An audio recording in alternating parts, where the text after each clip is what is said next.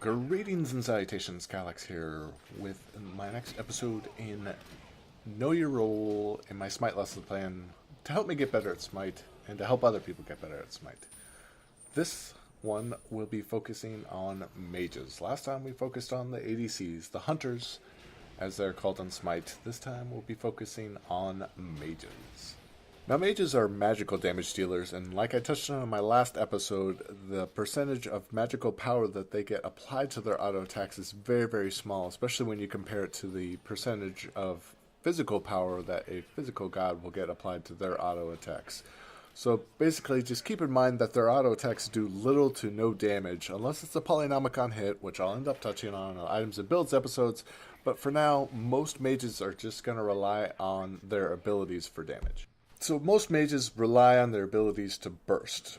Bursting is just when they put out a lot of damage in a very, very short period of time. There are some exceptions, such as Chronos and Freya. The argument can be made that they're going to be more reliant on their auto attacks to do damage, but I counter that kind of with the fact that they use their abilities in order to enhance their auto attacks.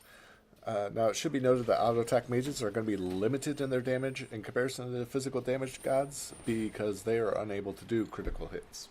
So what do mages need in order to be successful? They need levels. They need those levels in order to increase their abilities and do more damage from their abilities. So in order to get those levels, they need experience points.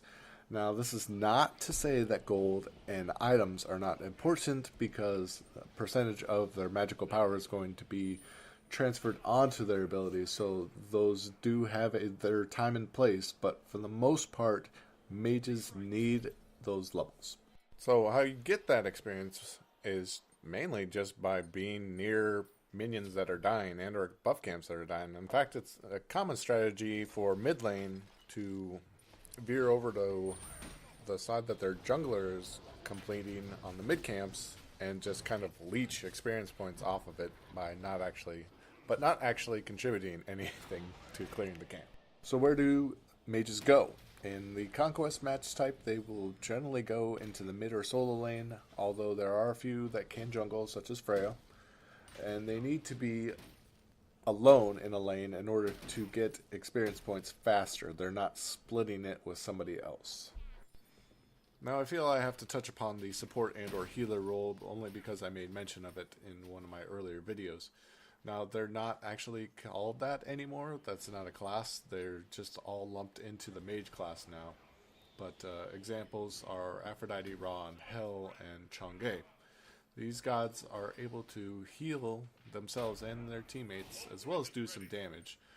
But since they are considered mages, they are still going to require levels and experience points. They just kind of have the additional role of healing the team, obviously. They're most often found in solo lane, but sometimes they do go dual lane like an Aphrodite support. But I don't personally recommend it just because of the issues that you run into with splitting experience points. Now, one caveat and one thing I feel like I need to touch upon for mages, and I still see this sometimes even at level 30, is people picking up meditation. It's going to be more important in order for you to manage your mana. Meditation is essentially a crutch for newer players, especially considering that there are better actives out there that should be purchased instead of that, unless you're playing Assault. This is very true for every role, but more so for mages. You're going to get more use out of an Aegis pendant or a Purification beads than you're going to get out of meditation, especially late game.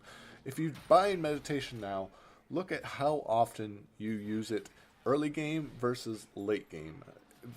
With late game you're using your meditation, then there's a severe problem. There have been very few matches where I've gotten into past 15-20 minutes where I've needed to use meditation or where I could have used a meditation. So there you go. In conclusion, this is just a real brief overview of mages and what they need to be successful and kind of what their jobs are. Their job is to do burst damage. A lot of damage very quickly. I hope you learned a lot. Please throw a comment down below if you think I overlooked anything or that if you feel I need to correct something. Throw a like if you enjoyed the video, and or share the video with friends and other new players so we can get them into the game and make this community better, make the game better, make better games, okay? So I hope you enjoyed it, and I hope to see you in game.